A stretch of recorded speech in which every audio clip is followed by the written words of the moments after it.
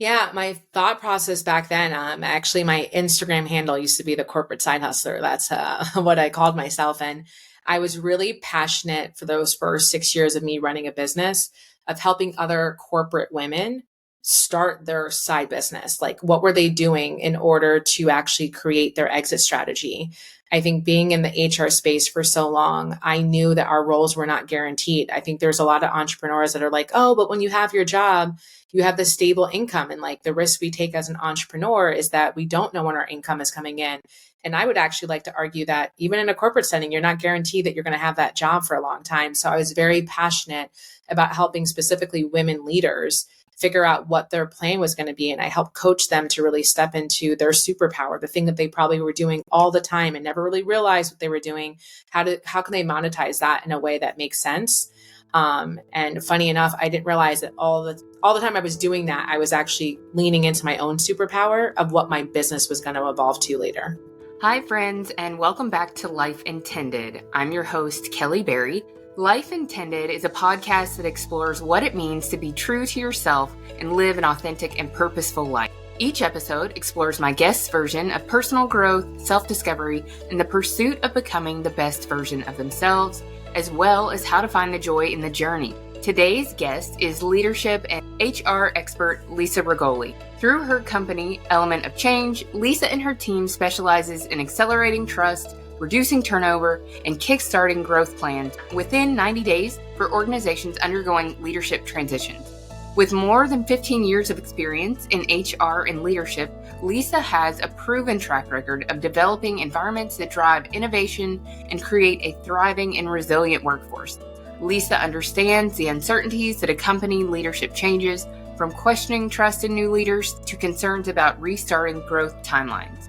While HR and operators may lack the bandwidth to focus on retaining talent post-leader departure, Lisa and her team step in to address the turnover they can control. Their distinct approach to leadership and team building fosters human-centric cultures and collaborative dynamics, ensuring cohesive and productive environments where everyone can thrive during transitions. I'm really excited about what Lisa is going to share with us all today. So welcome to the show, Lisa.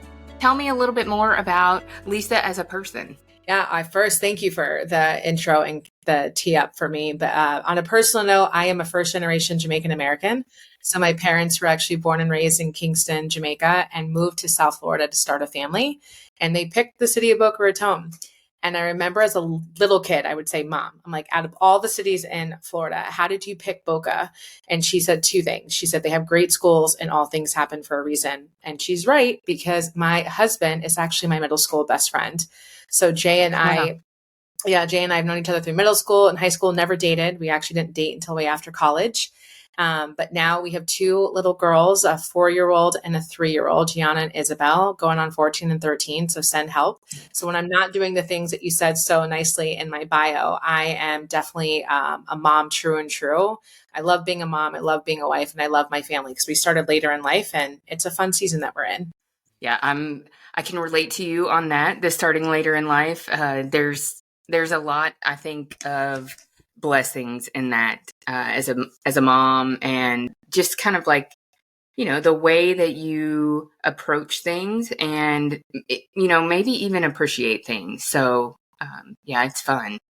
I couldn't agree with you, because I know when we talk about things like intended and being purposeful and authentic, I joke that having kids later in life keeps me looking young, because I get aged differently as younger, and I'm like, I'll take it all day. So thank you. But to your point, there's a lot of things even in my business that I will say no to, because the season I'm in right now is, yes, I want a thriving business, but I also want to make sure that I'm present for my kids. And sometimes my colleagues are like, are you really leaving? And I'm like, yep, I was very intentional with starting later in life, so I would not miss out on these moments. So I don't know. I just thought I would add that. Yeah, that's great. I think that is a really good transition into talking about what you're doing now in your company and how that came to be. Yeah. So my background, as you shared, I've been in the HR space for actually 17 years. So I started off at Target, and then I started at DaVita.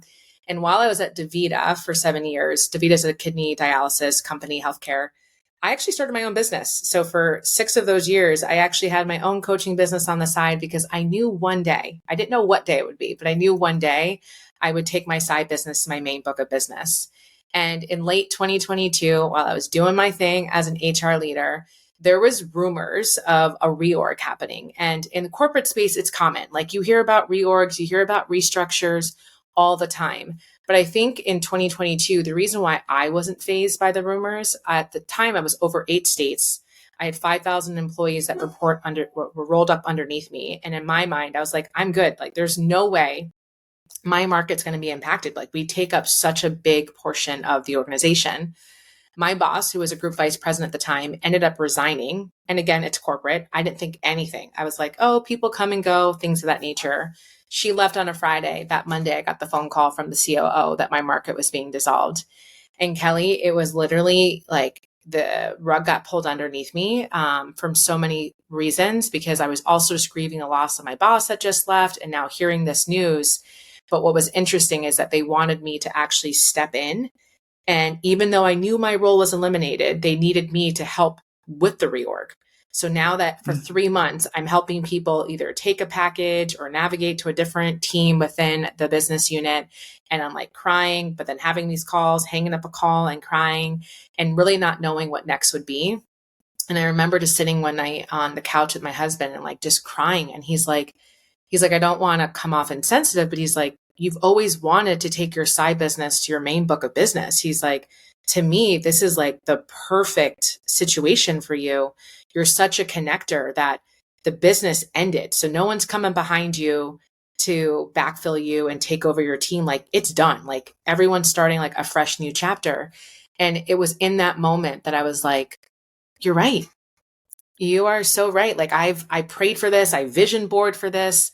Why not? And talk about how all things happen for a reason, because the day that I finished up and they offered me another position, I said no.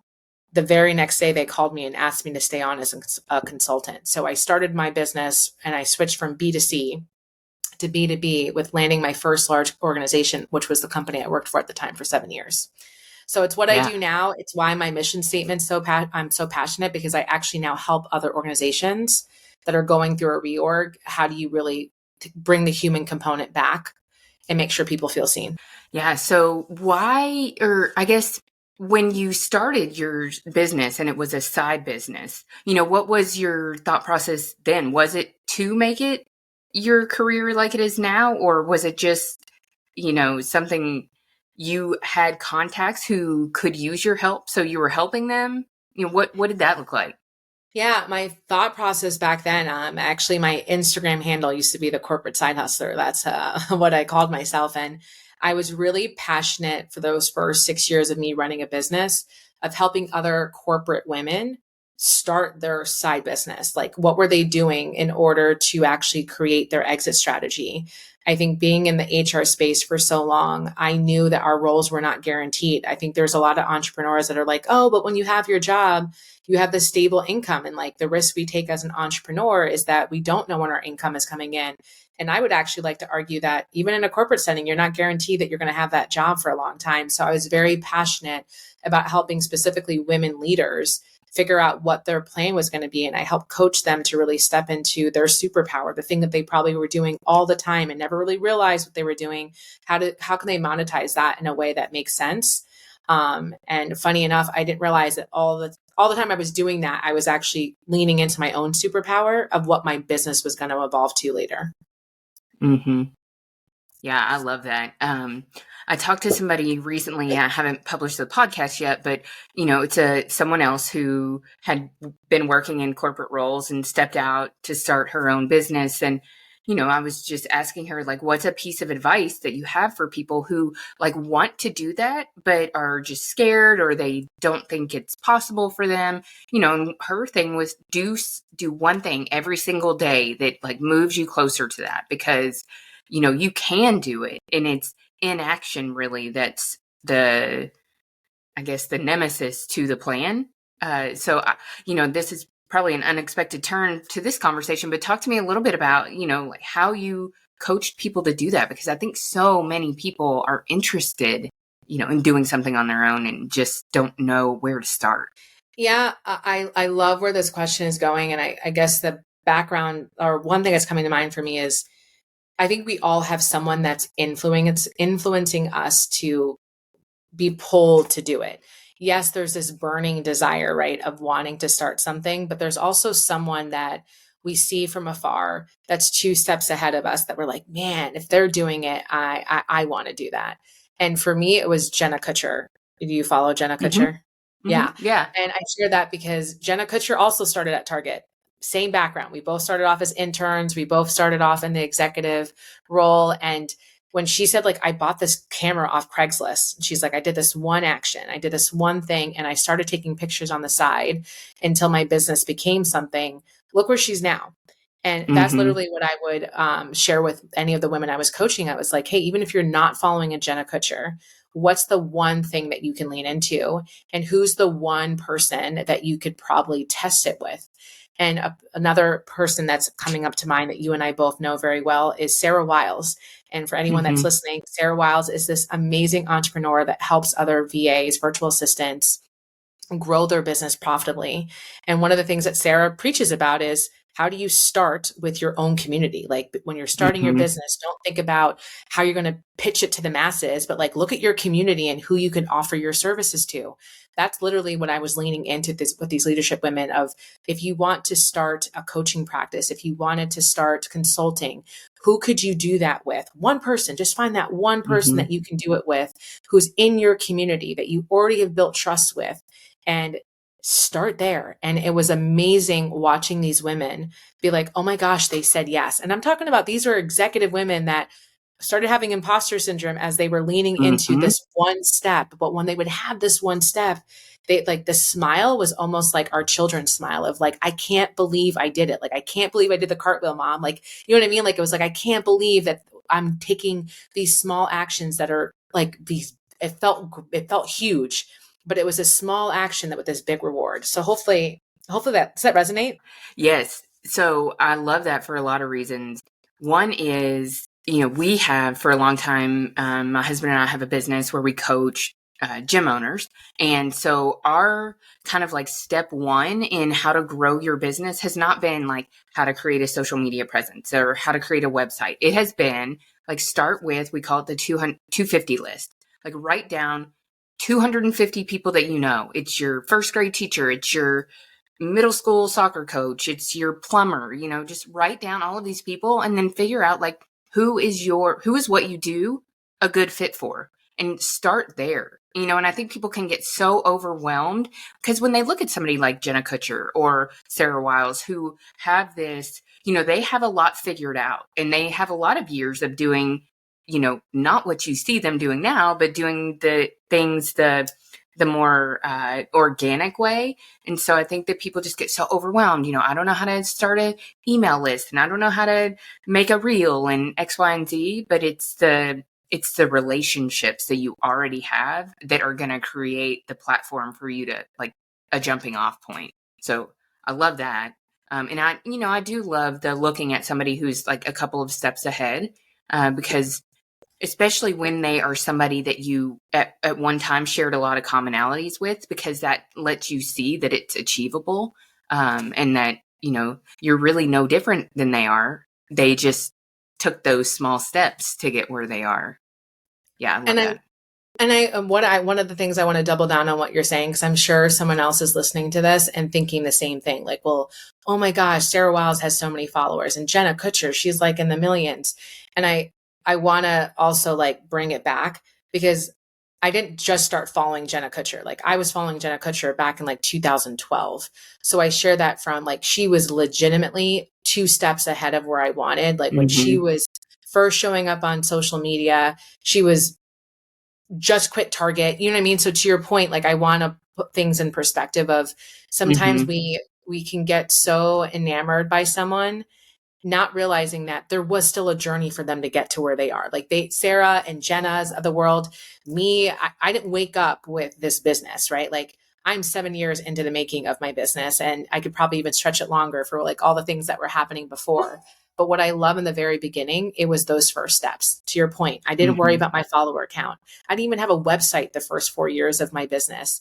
I just wanted to make sure that my community, at 250 lists that you're talking about, knew what I was passionate about, and how did I just start there? And I'm so Mm-hmm. grateful, because if I didn't take those small steps, I wouldn't be where I am today. Yes. Yeah. Yep. Those small steps, like you were talking about the smile that you see, those just build confidence. Every single step is, one more brick of the cathedral that tells you like you can get it done. 100%. 100%. Yeah. Great. So let's I feel like we kind of went down that rabbit hole, but I want to talk a little bit more about, your decision to go all in on your business. What were your apprehensions or fears at the time? Yeah. Complete transparency. My fear was, would anyone actually really buy my services? Like that same fear I had when I started my side business of, I don't even have a website. Who's going to take me seriously? The thought I had was, who's going to take me seriously now that this is my main book of business? Like, are people going to question, like, why should I work with you, knowing that this is now new, in some essence, new territory, right? Because I went from B2C, one-on-one coaching services, to now I was pitching myself to large organizations, and fear was realer than real. And there Mm-hmm. were two things that grounded me, is that I focused on, again, that my community. So like using that as a focal point, like I focused on the 250 people that knew me. I wasn't worried about casting this bigger net to people that didn't. I was actually reaching out to people that I worked with, people that saw me actually doing the thing. The only thing that was different is I wasn't getting paid by DaVita and Target anymore. They were going to be the ones paying me. You know what I mean? That was one. Mm-hmm. And two, I share this because it's real, and I think sometimes people don't talk about it. But one of the main reasons why I didn't also feel comfortable leaving prior to the reorg is that, in my mind, there wasn't enough stability coming in from my business for me to feel like, okay, I've had enough reps to see what like the ebbs and flows are. And I got a package. Like I was paid by DaVita a good amount to make sure that, because again, my role was eliminated, I didn't quit. It gave me the security, if you will, of, all right, what can I test? What can I do? How can I be innovative, knowing that the next few months I'm actually still having income coming in? And I share Mm-hmm. that because the complete transparency, this might be polarizing, but there are some people out there that are like, oh, go big, bet on yourself, take risks, don't worry, like go in the negative if you have to. And I actually view it differently. I felt like the security of having some funds that were still coming in from a separation package allowed me to actually take bigger leaps and like bigger bats, if you will, because I was like, Mm-hmm. okay, if that doesn't work, I still have income coming in. I can try something again next month. I don't know. Yeah, that's where I would go. Yeah. I like that too. I think I see those messages a lot. Bet on yourself. And while those things are important, I do feel like there is some, sense of safety and security that is going to allow you to perform at your best. It's like the scarcity mindset, or operating like above or below the bar, expanding or retracting. I think that you can easily get derailed from your mission and what you think that your like unique gift to the world is, when you are in this like scarcity mindset, or when it's like do or die. You can make a lot of decisions that are not exactly in alignment with where you want to go, and the next thing you know, you are nowhere near where you wanted to be. 100%. I mean, even looking back on that first year, so 2023 would have been my first full year going all in on my own. And even though I had income still coming in from the separation package, I found myself saying yes to every opportunity that presented itself to me, because of the fear factor of, I don't know when the yeses are going to stop. And Mm-hmm. there was a moment where I woke up in October and I was spent, Kelly. I'm talking about, I was tired. I was drained, even though my heart was it was such a weird spot to be in, because my heart was so full of, I am doing it. Like I am making it work. But then at a cost of fear. And it was in this month Mm-hmm. in October that I was like, wait a minute, like what's happening here? Like, why did I feel that? And I had to take a moment back to like reflect on, listen, what's allowing all these things to happen that I can replicate that versus step leaning into scarcity. And once I Mm-hmm. pivoted and really leaned into the power, like we talk about warm and hot leads, it's actually the power of community. Like when I think about Mm-hmm. all of my clients now that I have and the ones that I'm saying yes to are the people that I want to work with. There's the people that I know. And I feel like I'm going down a tangent, but that's like, that was what resonated the most for me of like, to your point of scarcity, whether you have money coming in or not, scarcity is a real thing is basically what I want to Mm-hmm. share. Oh, yeah. And, that's the difference in you ending up like today with the business that you want and you love and your team is growing, and the one that you get when you are saying yes to everything that takes you down this path that you didn't see coming. And, the next thing you know, you built yourself another job and you haven't built yourself another business. Correct. That Yeah. is correct. Yeah. Okay. So, a little bit more, I guess, about your transition from corporate to your own business. So, what has been so far like the most rewarding part of that? Rewarding and hard to see that it was rewarding was my schedule. It was such a unique shift to go from being in corporate where I truly did not have control of my calendar. I thought I did. And I remember preaching to people that I was like great at time management. But when I left corporate, I think the first shock was, oh my gosh, I have so much time.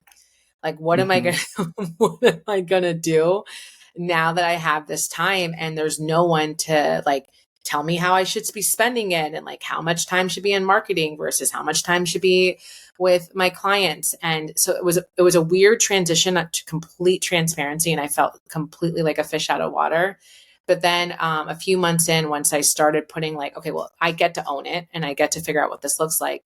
I would say I love my schedule. If I'm not traveling for work, Mondays are my admin days.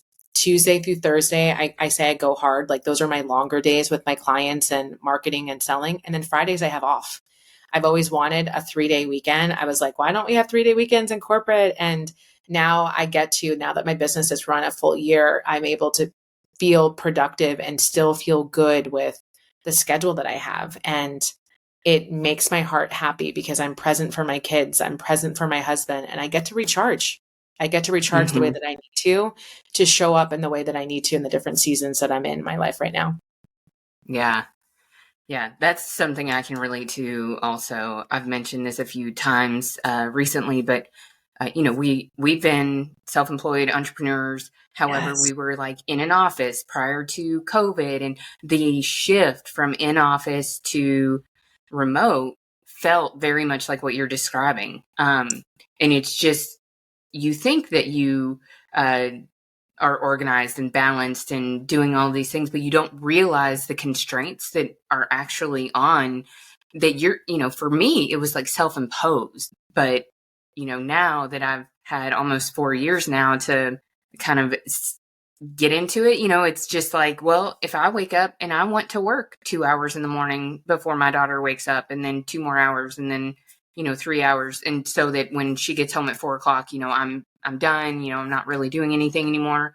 I can do that. And so I think it is liberating, but there also is like discipline involved, and you really have to understand and value all aspects of work. Because I used to think, okay, well, if I'm working all day and then I go to an event at night, like, I can't detract from my daytime work because I need all those hours. But now it's like, well, if I have an event tonight, maybe I stop working at noon so I can get some more things done and then go back. And it's just a value shift, but it is liberating for sure. It is. And I love, like, as you, and especially like your mission behind this podcast, I love that you're highlighting other individuals that are in this space, right? Because I think you hear a different flair on it in a different way, but there's still this very similar sentiment of, but I love that I get to be there and be present for the things that I want to be present for. And I think that was what was missing before. Like I thought I had control over it, and I realized looking back, I actually didn't. And now I do. Mm-hmm. So. Mm-hmm. Yeah, it's that almost like new awareness that tells you, okay, well, now I know. Now what am I going to do about it? Correct. And you have a lot of options as to the what. But if you never know, or you never have that realization, then, next thing you know, autopilot, and 10 years goes by, and yeah. So let's talk about what you do for organizations, because there's, I want to get into the building trust and how you do that, because I think there's a lot of parallels between corporate, personal, all of that. So talk about what you all do with Element of Change. So with Element of Change, and it's wild to think too, because again, I went full time in 2023, and now my firm has 7 other coaches that help support other healthcare and retail organizations. And what we do is threefold. There's 3 parts or 3 components. We either offer one-on-one executive coaching. So this is for leaders who are in transition. So whether they're newly promoted or they're new to an organization, we come in and we provide coaching to make sure that that leader is showing up authentically. Like part of what you talked about in your podcast mission statement, right? Like how are they showing up authentically, but also how are they acknowledging that whatever they communicate may not always be well received because they're newer, and this team has history. So how do they navigate through it? So we almost become a mirror to them to make sure that they can see what they're actually communicating and what they could do to tweak so it resonates.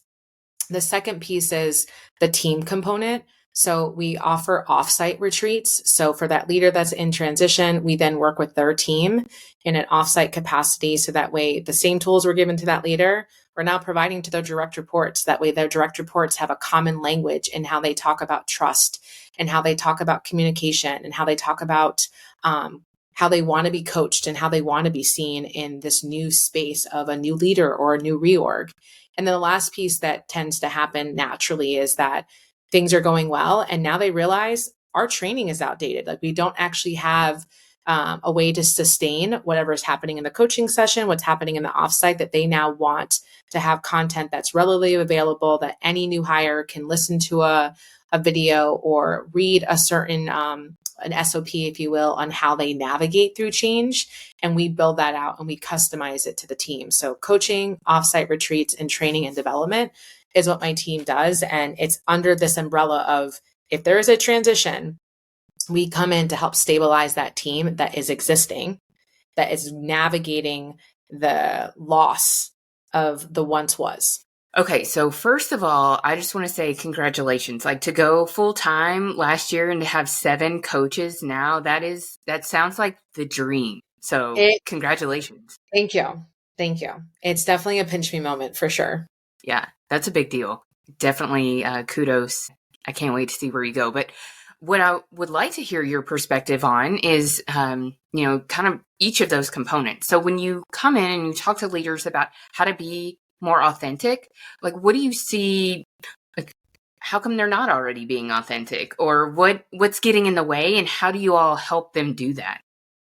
Yeah. So one of the things that we are obsessed with within my firm is using the assessment called Enneagram. Are you familiar with Enneagram? Mm-hmm. What's your type? I think I'm a 9. Nice. Okay. So I'm a 2. Is that like a helper? Yeah. What is that? She's a helper. 9 is harmony and peacemaker. So they are. I think I'm a 9 with a 2 wing. Okay. Mm-hmm. Okay. So we use Enneagram, and why we use Enneagram is that Enneagram is a way for us to have common language as we're coaching and as we're talking even to their direct reports. And what I love about Enneagram is that Enneagram doesn't necessarily type you and say that you're only this type. Because in reality, for those of you that are not familiar with Enneagram, Enneagram is 9 different types. And each of us can be any of those 9 types at any given time. But we all tend to lean into one predominantly based off our experiences to date. And what I love about it is 3 components. It helps us understand our motivators. It helps us understand what our blind spots are. And it helps us understand what triggers us. So when I say, how do we show up authentically, is not to lose what motivates us. What motivates us is our passion. It's what's going to come across, even if we don't even realize it. Like it's effortless, right? Like we show up and people know what we're passionate about. Hopefully you can tell, like, I am really passionate about connections and being around teams and helping leaders be successful. But as a 2, as an example, my blind spot is that I tend to disempower people, which feels like it contradicts like what I do as a human being. But what it means is that when people come to me and say it to you, Kelly, and you're like, hey, Lisa, I want to tell you about my day. And you start like venting about your day. As a two, I'm naturally going to want to fix it. Like I'm a helper. Like I don't know how else but to respond to help. But now if you just wanted to be heard, I disempowered you if I responded with advice. You're going to be like, girl, I didn't want advice. I just wanted a moment to vent. And that's what I talk about losing the authenticity is that if you're not aware of your blind spots, if you're not aware of your triggers, people will create a false perception of who you are. And if you are aware of it, it allows you to show up more authentically. Where now, when someone's venting to me, I say, oh my gosh, that's hard. That's heavy. Do you want to be helped? Do you want to be hugged? Or do you want to be heard? And all three of those are real for me. I'm a hugger. I'm a great listener, and I'll problem solve with you. So I'm not losing my authenticity, but I'm making sure that I'm not burning bridges and not even realizing I'm burning it by leaning into the thing that motivates me. So we leveraged Enneagram as that common language that we could use and have conversations about. Yeah, I love that. Yeah, we could probably, I know there's so much to it. We could probably talk about it for the rest of our time. Yeah. But that was a really good answer because I think, perception is everything. And if you can come in knowing how you're going to be perceived, like you don't have to be like bringing the offense with you, but as long as you understand and you can frame things in a way or, there's a lot of ways to do it, but it goes back to that awareness and just being, intentional about your opportunity that you have, how you're going to show up, how you want others to perceive you, and prepare to be seen in that light. So I love that. The next part that you talked about that is really interesting is building trust. So what do you all see happen there, and how do you do that? So when we talk about trust, we talk about trust from a place of how do leaders in the room, so a boss and their direct reports, how do they feel comfortable making mistakes in that room or on a day-to-day basis? How do they feel comfortable challenging someone in the room and without fear that it's going to be held against them? So we look at trust from like, how do you have healthy dialogue in a way that's going to actually move you forward? And what comes to mind right now for me is I actually just left an offsite retreat earlier this week, and we spent a good 2 hours just talking about trust. And this team, as an example, has worked with each other for years. There were a couple of newer leaders on board, but their supervisor was once their peer and now is their supervisor. And what we were noticing is that mistakes were happening, but no one was calling a spade a spade. What was happening is they were having these silo conversations with each other, but not bringing it to the room. And a lot of damage was happening from an ROI, damage as it relates to patients, and calling it out and just creating awareness of, do you think this is happening? Let me give you an example of what I'm observing, allowed us to actually talk about it in a way of, here's why I don't feel comfortable saying the uncomfortable thing. And then also, how do we create a way, we call it a way of working. How do we create a way of working that when we're noticing a feeling bubbling up that we want to instantly text a friend versus say the thing out loud? Like, what's the thing that we can do? And we came up with the word pineapple. So whenever anyone's feeling that, they're going to say pineapple. And it gives everyone this safe moment for the next 5 or 10 minutes to say the uncomfortable things, knowing that it's not to offend someone. It's not to hurt someone.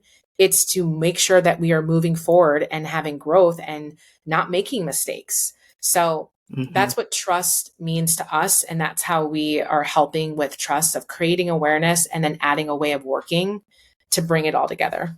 Yeah. Like focusing on the problem, not the person, that type of thing. Yeah. So I know this is not necessarily your specialty per se, but I think it would be helpful to talk about, like, what does this look like in people's personal lives? Yeah. This is probably a fun story, and I'm going to tie both Enneagram to it and then personal.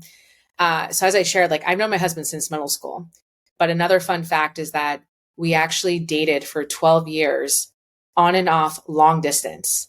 So by the time I moved in with Jay in the same state and then moved into the same house was the weekend before our wedding.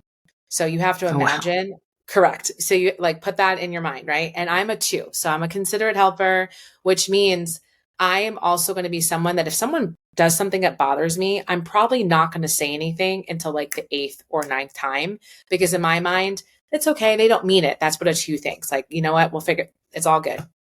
I share this because moving in with my husband, he would leave dirty clothes next to the hamper, or there was a lid to the hamper, or on the hamper, but never in the hamper. And Kelly, it would frustrate me. I'm like, I don't understand as a grown man, because at the time now he's in his late 30s. I'm like, I don't understand. Like, how do you not notice this? And it would happen like I was noticing it leading up to laundry day. And then the other thing would happen that would be like the thing that took me over the edge is he would, like after work, pre-COVID, because he now works from home as a lawyer, he would come home, he would take off his socks and he would chuck it over to the stairs because in his mind, he was like, I'm going to pick those up on my way upstairs. And I see you nodding. He didn't pick it up on his way up the stairs the first day, the second day, or the third day. But talk about trust. I love this man. I just shared my vows with this man. I've known this man, but I didn't trust that I could say it out loud because I was like, I don't want to fight. Like, I'm worried that if I say it, it's going to start a fight. And there's like bigger things that we could talk about. So for months, this would go on as like a newlywed couple.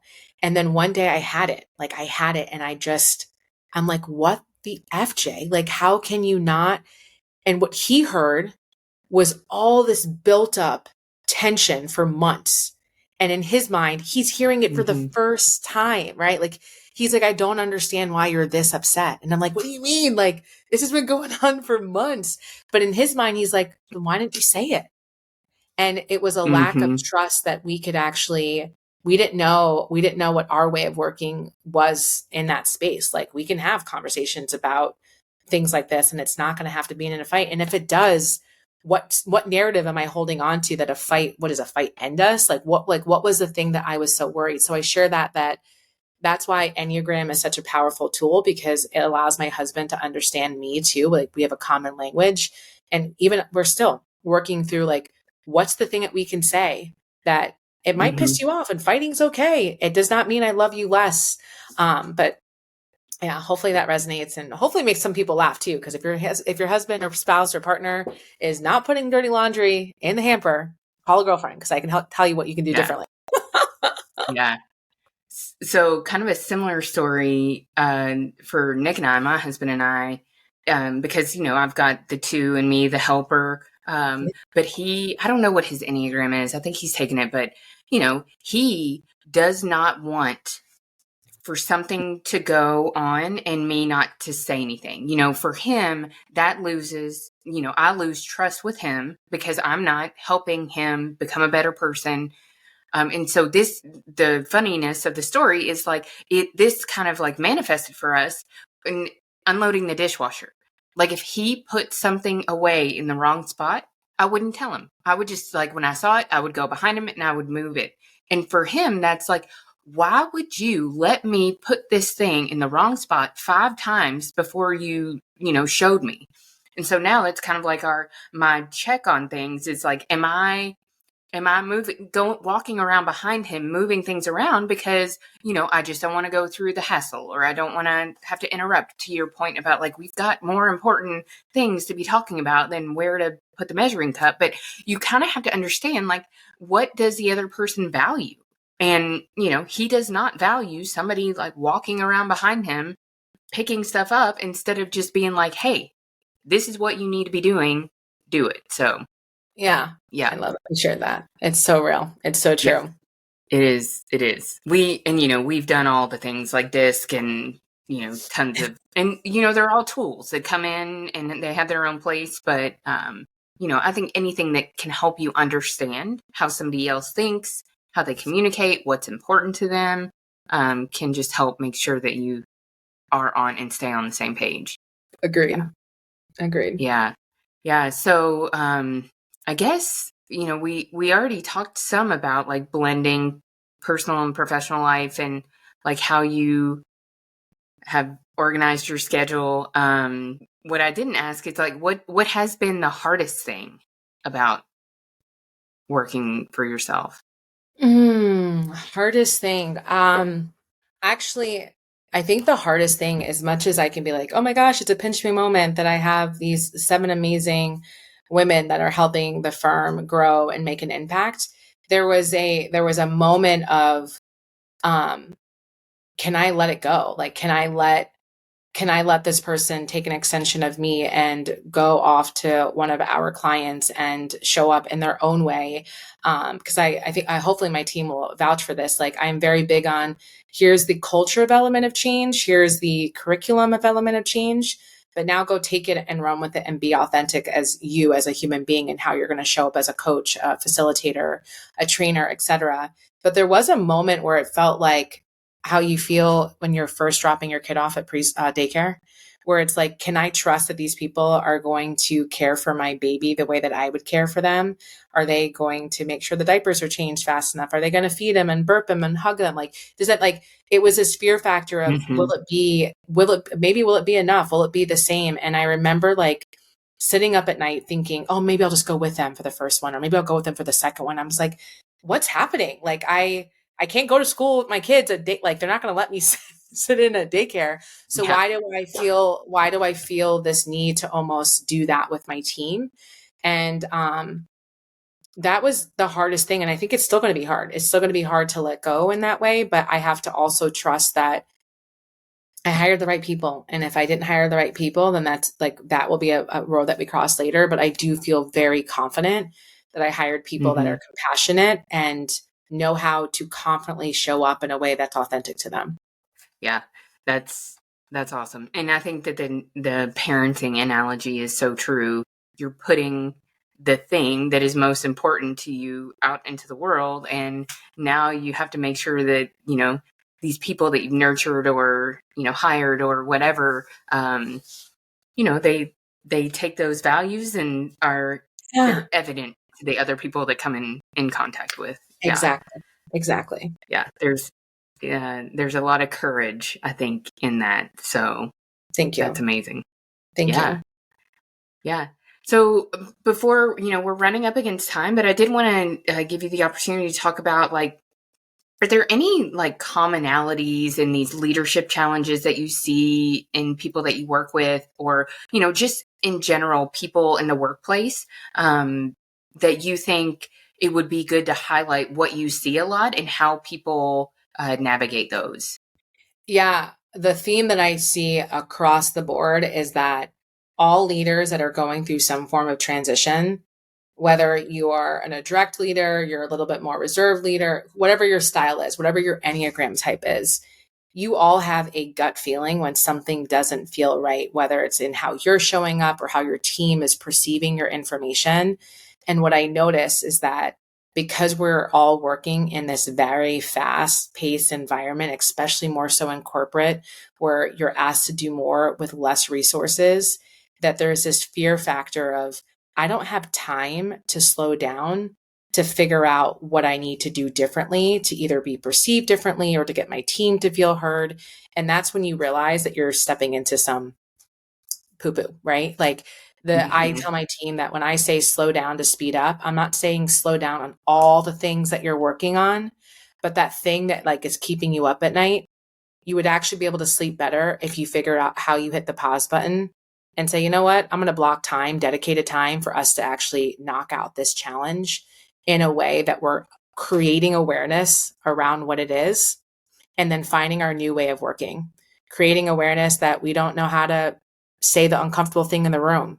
And our way of working is now we're going to call it pineapple every time we're doing something so that we pause. Like, if we did more of that, when we get that gut feeling, I think leaders would start to see more traction. That's what we talk about, that kickstart in our mission statement. You'll start to see more growth Mm-hmm. because the team will feel seen, you'll feel heard, Mm-hmm. and momentum happens. Yeah, and there's so many ways that that's applicable to your, people's personal lives. A common theme that has come up, and it's been with my guests that are women and talking about, women as leaders, is we've suppressed the trust that we have in ourselves to make good decisions. And we have stopped listening to our gut, and we, for whatever reason, just think whether it's we don't have time, it's going to slow us down, or we're just not as confident in our intuition as we should be, that we've stopped doing that. So I think, this is another iteration of that same message that I would just love for listeners to take away is, and when you feel that, even if you think you don't have time, you just need to stop and kind of like honor that and start listening.